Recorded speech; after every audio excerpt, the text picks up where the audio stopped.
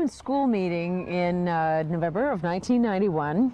Vice Principal of the Vincent Massey Elementary School in St. Andrews and parent of one of the children started talking about the need for repairs at their local playground. Little did they know what trouble they were getting themselves into. Many months later and many dollars later, there's an incredible tribute to the volunteer work of the townspeople of St. Andrews. And this is one of the gentlemen who spearheaded the whole effort. His name is Alan Dunfield, and he, along with the fellow I already mentioned, Rob Stephenson, helped pull this whole effort to Congratulations. It's beautiful. It's like a big game of make-believe. You make believe you can have anything in the world. Anything in the world. And if you could have anything in the world, what would you put on the playground first? What would you want more than anything else? Now, it's got to be safe, and somehow we've got to be able to build it. But if we can build it, you can have it. What would you like? So you climb up a rope.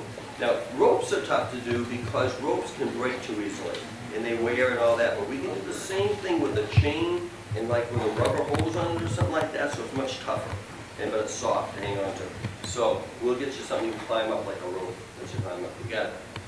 A mini golf. A what? Mini golf. Yeah. A mini golf. Oh, mini golf. Yeah, that I don't think we can. We're gonna have to leave that over in the miniature golf areas. That's gonna be tough on the playground. Tough to do. And sometime I'm gonna find a way to do that though. I've heard that before several times, and I don't think we're gonna be able to do it though. That. Okay, what else? That's off ground, holded up by boards. What is that again?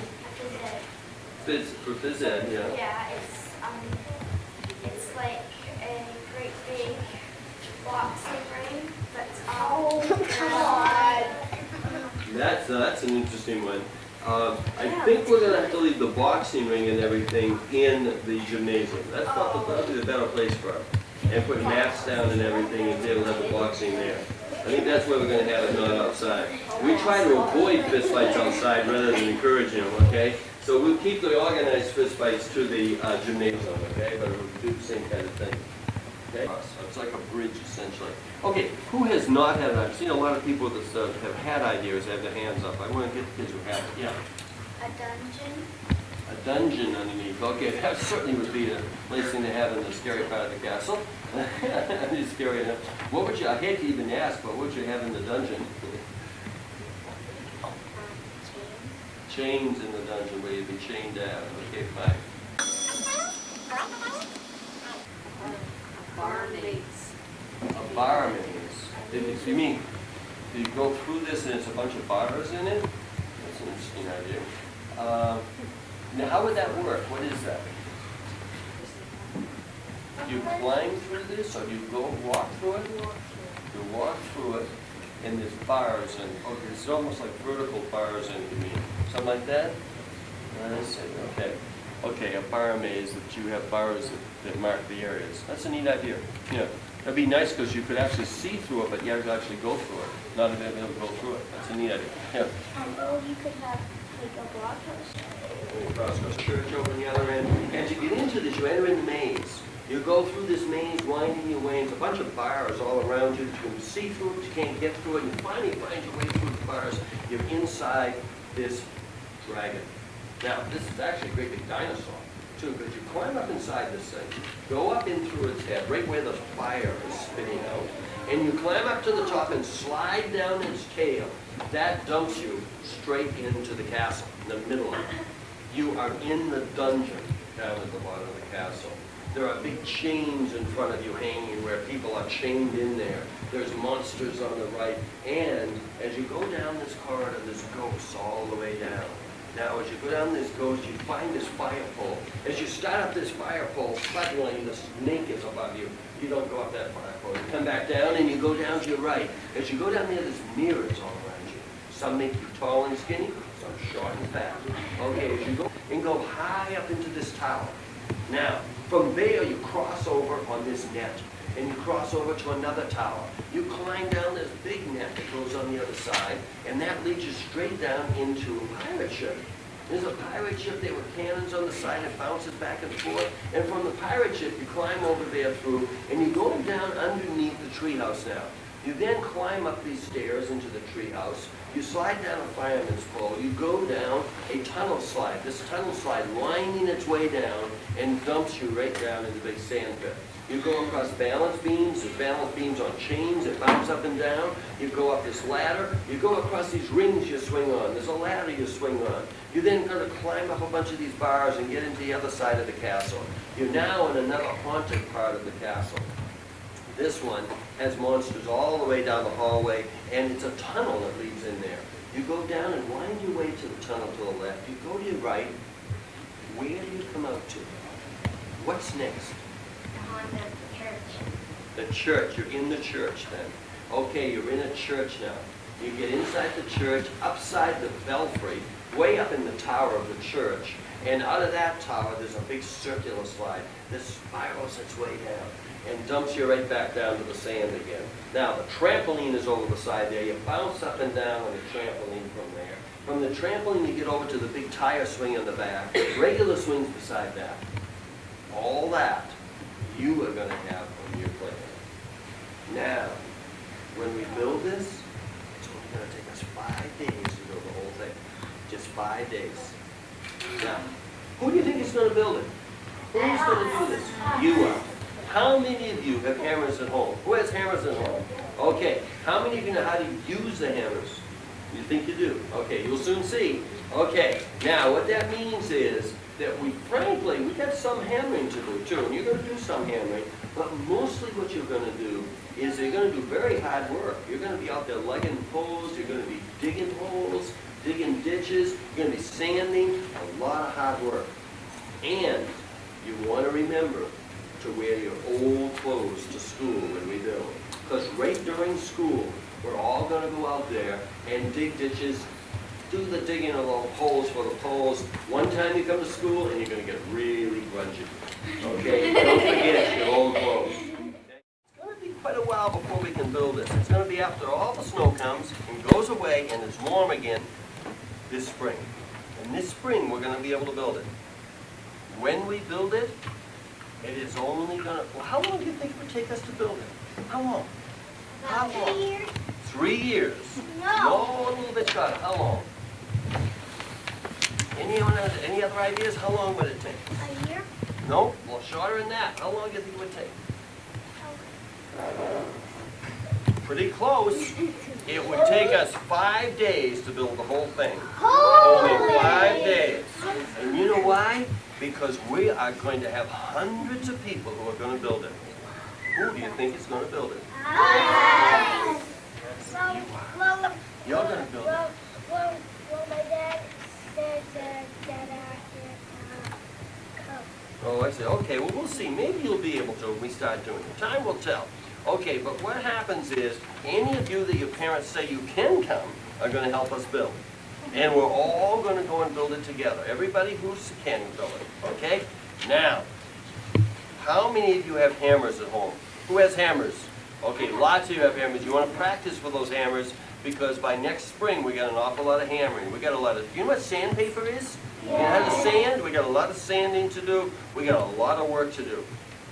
And you want to be sure and tell your mothers and fathers about it because it's very important they know about it so they can come and help too. Now, tonight is an important meeting too. What time is it? 7:30 tonight? 7:30. And that's here at the gym? Yes, it is. Okay. Right here in the gym tonight, we have a meeting at 7:30. You want to tell your mothers and fathers to get over here. Now, what do you think you're going to do if they say they can't come? Go by Any yourself. ideas? Go by yourself. Oh, you know what you're going to do? What you're going to do is drag them over here. Drag them over here. Okay? So, 7:30 tonight, you drag them over here. And if they say they can't come, tell them you're going to drag them right here and tell them that I told you to drag them over here. Okay? So, 7:30 tonight, be sure you get them over here. Because we got an important meeting to get a lot more ideas and get this enthusiasm filled up and get this thing going. It's not going to be easy to build this big castle and the big dragon in the front of it. That's not easy at all. It's going to take us a lot of work. So we're going to have to really figure this thing out.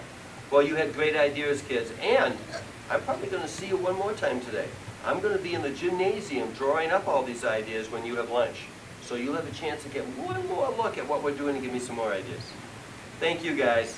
It's going to be a great playground. And here we have another drawing of the playground. This looks like a haunted one too. We have some ghosts right in there. Very good. Okay, thank you guys. We'll see you. Bye. I think we got a couple of kids squished in the middle there. Good morning. My name is Bob Leathers. Everybody wants to sit right down, and everybody can see. All sit down, that's good. My name is Bob Leathers, and I'm an architect. Now, who knows what an architect does? What's an architect do? An architect is somebody who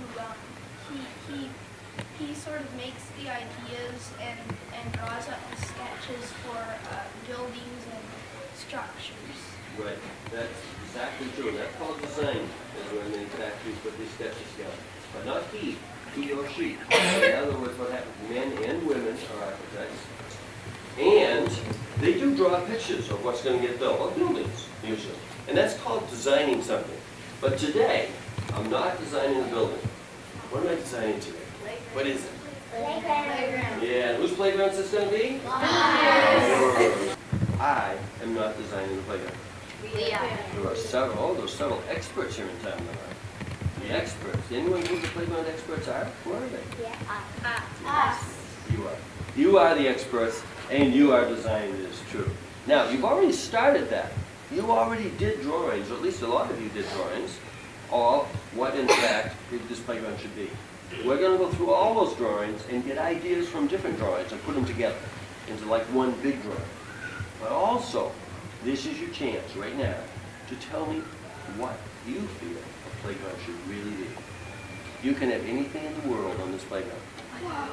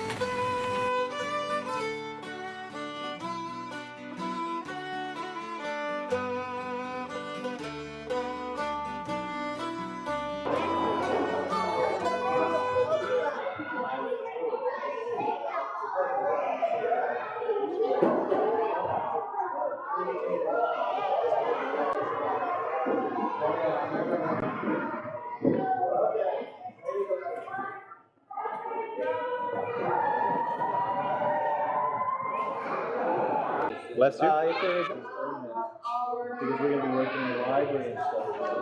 But it's definitely between 4 and 6 today. So if you want to throw a tape in. Yeah. So let's try 1:30 and let's see what we got. We'll have it for the full day.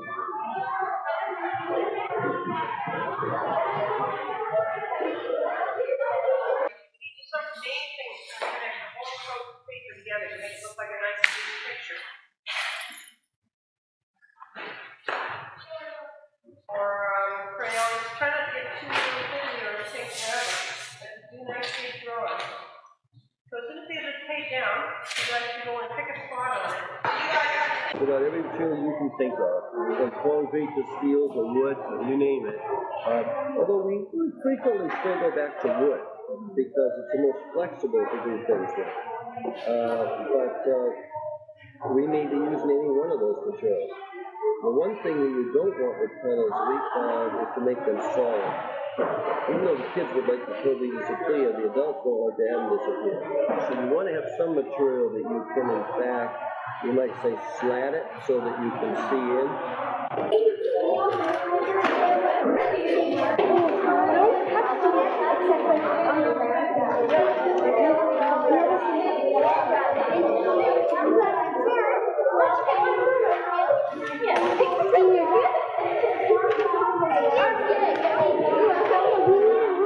When in front of everybody, that's exactly what.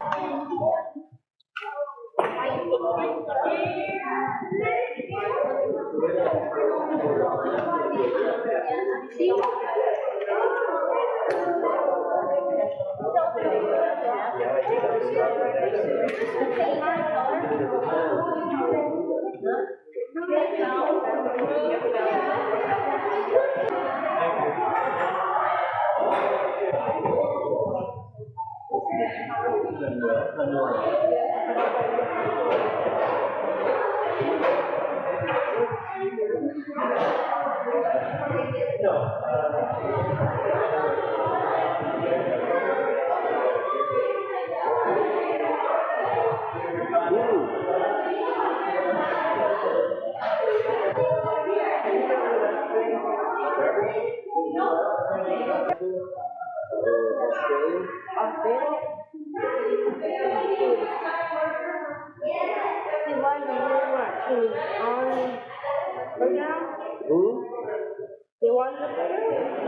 wanted a playground, and they did one down there.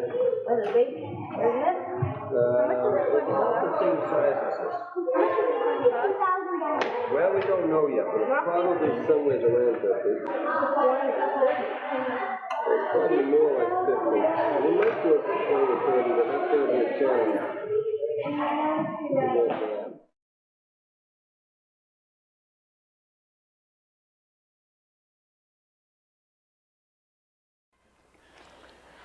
Sunday afternoon of the week that everybody has been waiting for. We are in the area of the Creative Playground construction site, the construction to begin on Wednesday, and I have with me two guests, the people who are most associated with the Creative Playground project, Alan Dunfield and Rob Stephenson. Guys, how are you feeling right now? Excited, really excited. Things are falling into place well. I'm really looking forward to a week from today, quite frankly. A bit busy. We have a lot happening now. Materials are coming.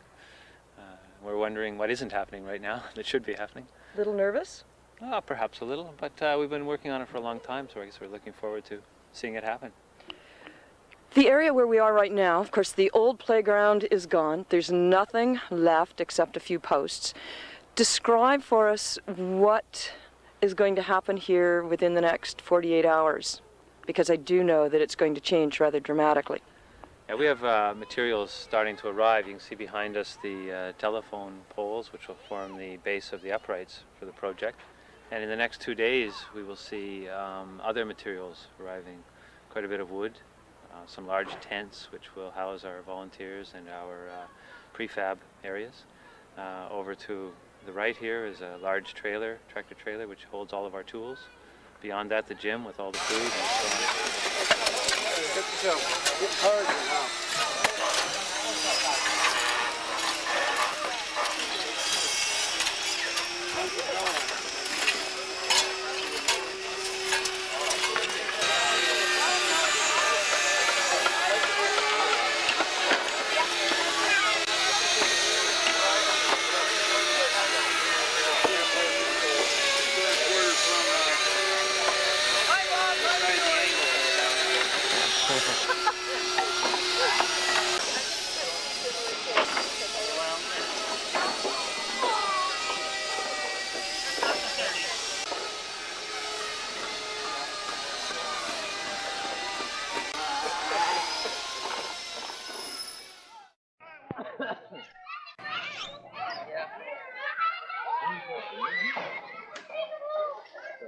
Good evening and welcome.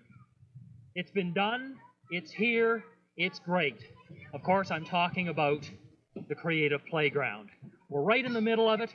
Tonight, we're going to show you how it all came together, the shots of the people, the action.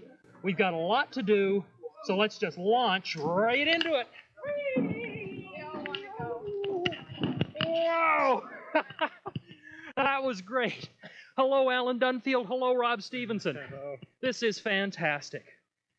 How does it feel now that you're here? Oh, it feels great, doesn't it? It feels really, really good. Yeah, this is, I can imagine. After all the pressures. A day or two after we're finished, and it's feeling wonderful. What we're going to do right now is have a look at how that miracle came to be. We've got shots taken from each day during the construction process, starting right before any of this behind me was here, and you're going to see for yourselves just how.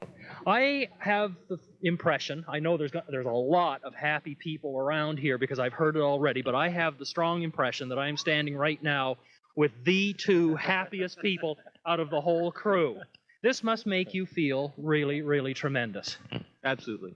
It's the end of what started as a dream, honestly, and took a lot of time more than anything else. Yeah. We've spent hours and hours together in the last 18 months. And yeah, neither of us had ever done it before. Right. And, I mean, the last 5 days before, and we Yeah. weren't quite sure how it was going to rise up out of the sand either. And it was a wonderful experience. And I think the other thing that came out of all this, certainly from the comments I've been hearing, certainly from the feeling that I got myself when I was working here on my little shift, I think the community has found out something about itself now. Oh yeah, we're really impressed that so many people are happy with the experience they've had here. We were relieved that it went well, but we're also very happy that people are enthused and excited. In fact, it was wonderful on Monday morning to see people here with tears in their eyes looking at it, saying we did this, and it's been rewarding. It's been really, really good, and it's wonderful to see how much people are enjoying it since. We've had a few evenings that it's been blocked full of people, and they've all been loving it. They've just And when you say people, that's a good choice of word, because it just hasn't been the kids. It's also been the adults who have been here enjoying it. So I think everybody's got a good feeling out of this, and our purpose here tonight, of course, is to have a look at the facility and also to have a look at some of the events which put it all together. You know, one of the strange comments that I've heard, and maybe it's not so strange because I felt the same way myself when I arrived here this evening just a few minutes ago, to try to find the place where I was working.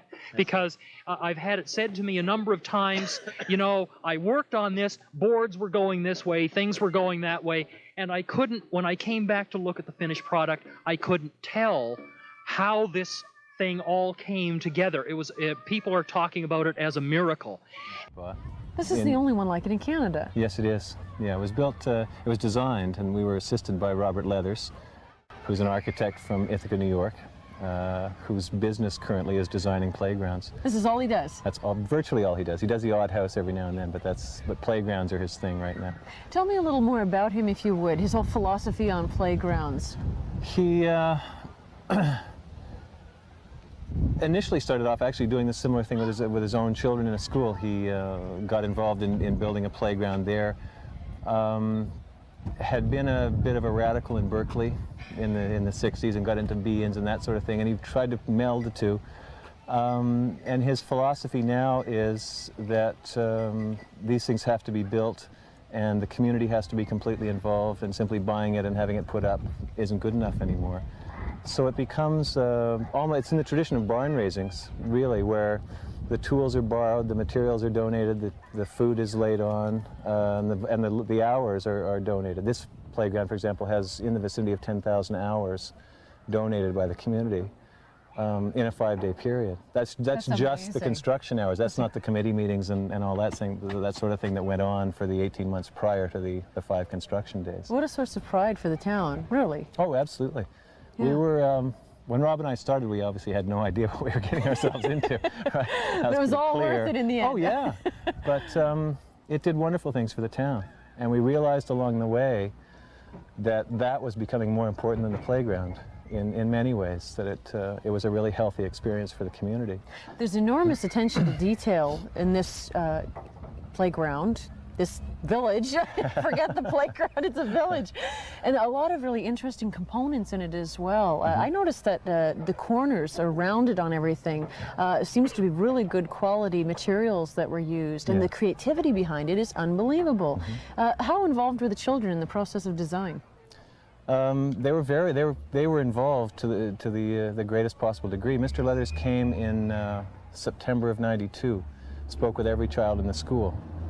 Asked for suggestions and got a wealth of them. And over the course of that day, he actually gave us our first impression of what our playground would look like. And then he went away and kept working on the design and kept sending us material lists and information on how to keep things going. And the kids continued to contribute.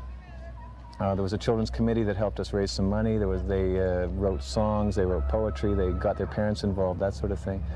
But in fact, most parts of the design in some way or other came from a child in our school. How long do you figure, what kind of life expectancy can you realize from this playground as it stands right now? Will it need repairs in 10 years, 20 years, never? Leathers guarantees it for 20 years. Because he only uses the finest quality, literally the finest quality materials, it will need minor repairs and adjustments along the way. It has to be sealed twice a year. That's one of our, we have an ongoing maintenance program that he's set up with us that will ensure its longevity. Yeah, I guess you paid enormous attention to certain details. To all details, actually. I've heard stories about the wooden chips, layers of chips and gravel, and he had to personally inspect everything. Yes. Before we could use virtually any material, we had to send it to him in Ithaca to be approved. Sand, gravel, wood chips. There was only one nail manufacturer in the continent that he would deal with. Only one sealer manufacturer that he will deal with. The lumber had to come from St. Louis, Missouri, because they were the only people able to supply what was required. And so, and on and on and on. Everything that, his specifications are the highest possible. Safety is where his emphasis lies, both in the playground itself and during construction. Everything had to be, during construction there were, younger kids weren't allowed in the major site at all. 11 to 14-year-olds had to be within arm's reach of their parents. 14 to 18-year-old kids were able to go anywhere but couldn't touch power tools. I mean, everything was set up, and they paid attention. If they saw somebody in the wrong place, they would let us know that there was a problem, and it was rectified immediately. Wow, what a process. It sounds like an amazing experience. If I look behind you, I can see there's a stone face that the children actually helped hammer away and create that face, did they not? Yes, they did. It's a long story, but that carving was actually done by Norman Rockwell's son, Peter. The Norman Rockwell. The Norman Rockwell. This is the of Saturday Evening Post fame. That's right. And his son is a world-renowned stone sculptor who lives in Italy and just happened to be here. And Peter's son just happens to work for Robert Leathers, and they had a family reunion here, basically. And Peter said if we got him some stone, he'd do us a carving. And over the course of the days that he was carving, the children were invited to take the hammer and chisel and put on a mask and beat away. Many of them did. And, you know, so they've touched that as well. All right, now we're seated in the amphitheater of the playground. And Alan, why is this particular feature here? Well, we decided that early on that it would be really nice to have the core of the playground, an area which would have a variety of purposes. This, among other things, serves as a spot for parents to relax, read, drink tea, whatever, while their kids are playing within view or certainly within earshot. It was just meant in the same way that the town has a square. The playground. So we've got a miniature city because there's all sorts of little different areas in the playground, and this is a very good analogy that you just made there. Okay, how long, Alan, do you think it would really take for a person to get to know this structure intimately? I'd be guessing, in terms of my own grade 6 students, they have now had access to it for 3 full days, and were even this afternoon coming in off the playground at lunch saying, and not only that, there's also, you know, I guess I have spent more than an hour discovering the wonders of the ball machine, just in that one specific spot. Yeah. Do you have a favorite part in here, Rob? Oh, I think my favorite part is sitting in the amphitheater watching it all happen. I think that's a beautiful sight to see everybody enjoying it, and indeed it's our hope that people enjoy it for an awful long time to come, that they will keep finding joy in being here. So that's just an overview of the story from the Creative Playground. This is Chris Fleming on behalf of our production crew, hoping that you'll have a pleasant week and that you'll join us again for more of the people and the events that make up St. Andrews today. Good night. Well, guys, let's go play.